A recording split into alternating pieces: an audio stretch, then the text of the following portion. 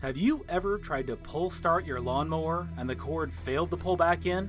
That happened to me this weekend, and while it is unfortunate, it is also easy to fix.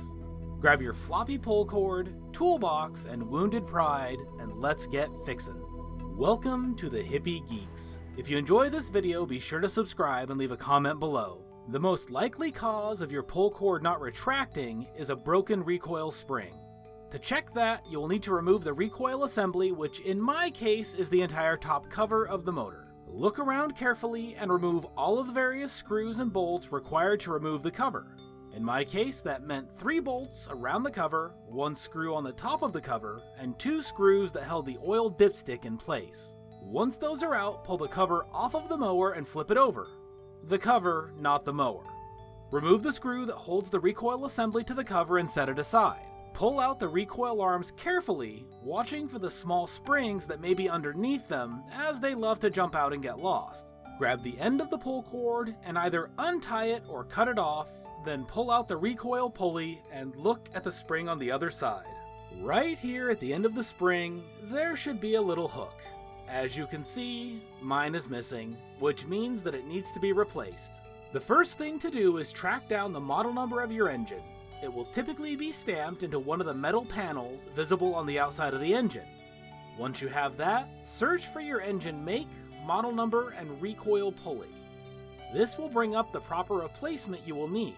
If you are lucky, your local hardware store will carry it, and you can get it the same day. Once you have the new recoil pulley in your grubby little hands, it's time to get everything put back together. Place the new pulley back into place carefully, and turn it a bit to make sure the spring is going to catch on its post properly.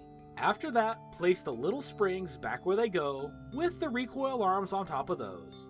Put the little cover back on top, and replace the screw that holds the recoil assembly to the cover.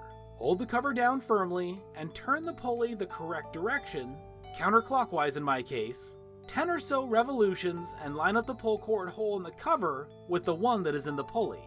Once they are lined up, spend the next 5 minutes guiding the pull cord into the 2 holes with one hand, while your other hand holds the pulley in place.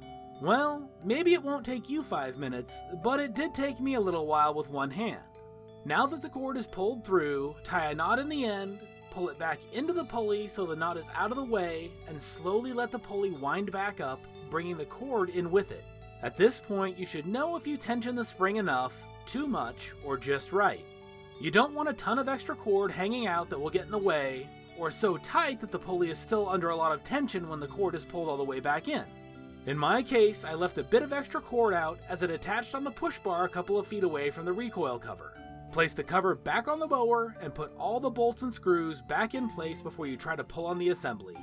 Once everything is back together, it's time for the moment of truth and trying to start the motor.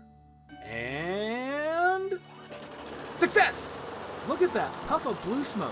You can tell that it has been a while since this thing was started. If this is your first time here in the Hippie Geeks, it would be wonderful to have you subscribe. This channel is all about teaching you the skills to do everything yourself. If you enjoyed this video, give it a like and check out our Patreon page or merch store to support the channel directly. Thanks again, and we will see you on the next one.